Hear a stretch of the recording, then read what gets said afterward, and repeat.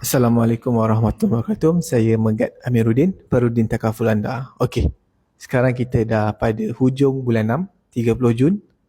Jadi dah orang kata pertengahan tahun bagi 2025. Di kesempatan ini saya ingin mengucapkan terima kasih kepada new client saya pada tahun ni sehinggalah pertengahan tahun ni kerana meletakkan kepercayaan kepada saya untuk menjalankan tanggungjawab yang diberi. Dan terima kasih juga kepada existing client saya yang sentiasa support dan tambah lagi perlindungan pada tahun ni. Jadi, untuk yang masih mencari perlindungan, yang mencari satu perlindungan yang mampu milik, yang boleh menyediakan satu orang kata simpanan, orang kata pembelanjaan, replacement income dan sebagainya, boleh contact saya. Okey?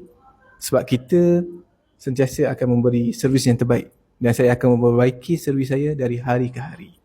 Dan pesanan saya untuk semua, bila mula je bulan 7 nanti, mulakan dengan orang kata suatu benda yang lebih baik, pemikiran yang lebih positif, tindakan yang lebih ke arah positif. Supaya kita boleh meneruskan hidup kita dengan lebih orang kata persekitaran, emosi yang lebih stabil. Dan apa yang saya nak cakap kat sini lagi, untuk siapa yang belum ada perlindungan, jangan segan silu. Boleh saja bertanya pada saya macam mana plan yang ada, apa yang perlu saya buat, apa plan yang perlu saya tambah. Saya akan cuba tolong sehabis baik.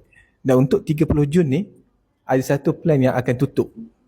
Sangat rugi kalau tidak ambil peluang sekarang. Berminat, terus kontak saya, okey?